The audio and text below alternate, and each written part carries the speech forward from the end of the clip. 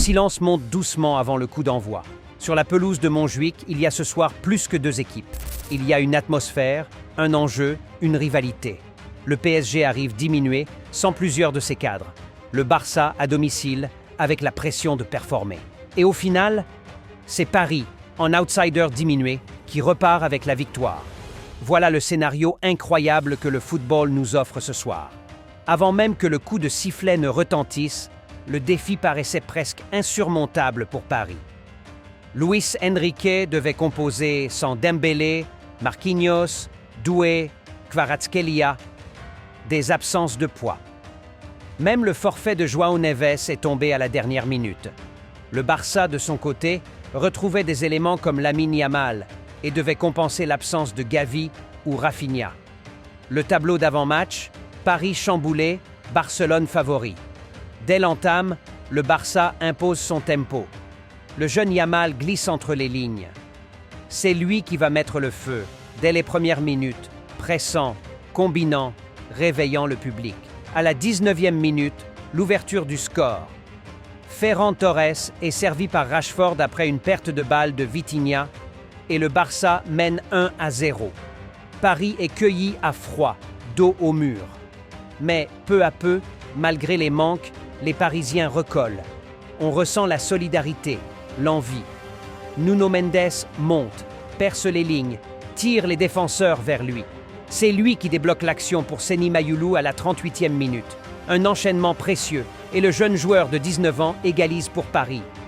La fin de mi-temps retrouve un peu d'équilibre. Le PSG respire.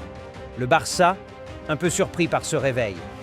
À la reprise, Paris joue plus haut, plus compact. Le Barça rate quelques opportunités, le match bascule. Les entrées s'enchaînent. Le latéral devient piston, le piston devient renfort offensif. Le PSG multiplie les incursions, touche, retouche, sans rompre. Les tentatives se rapprochent de la cage adverse. Barcola, Mbaye, Hakimi, tous sentent que l'instant peut basculer. Le Barça, à l'inverse, donne l'impression de perdre patience, de subir ce grain de folie parisien. Puis vient le moment fatidique, alors que tout semble se diriger vers un partage. Le temps s'étire, les regards se croisent. Dans le dernier souffle, Hakimi, précieux, lance l'offensive. Un centre, une belle reprise et Gonzalo Ramos, encore en sortie de banc, décoche le coup fatal à la 80e minute. 2-1 pour Paris. Victoire de prestige. On retiendra quelques chiffres lourds de sens. Ce succès est le 3e consécutif du PSG à l'extérieur face au Barça en compétition européenne. Ramos inscrit son 17e but depuis le banc, dépassant Mbappé comme meilleur remplaçant buteur de l'histoire du club, toutes compétitions confondues.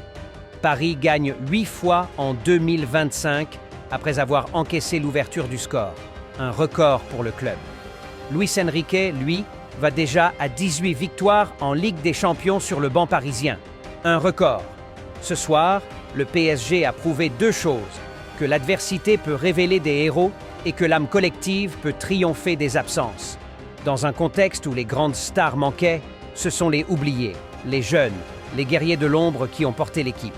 Mayulu, Mendes, Ramos, Hakimi, tous ont eu leur moment. Le Barça, même à domicile, a vacillé. Ce succès redonne de la couleur à la campagne européenne du PSG. 2 victoires en 2 journées, et déjà l'affichage d'un collectif capable de se surpasser.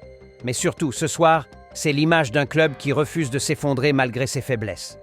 Alors, à toi, que penses-tu de cet exploit parisien? Est-ce le signe que ce PSG amputé est plus redoutable encore? Ou est-ce une alerte pour le Barça? Dis-moi ce que tu retiens de cette confrontation.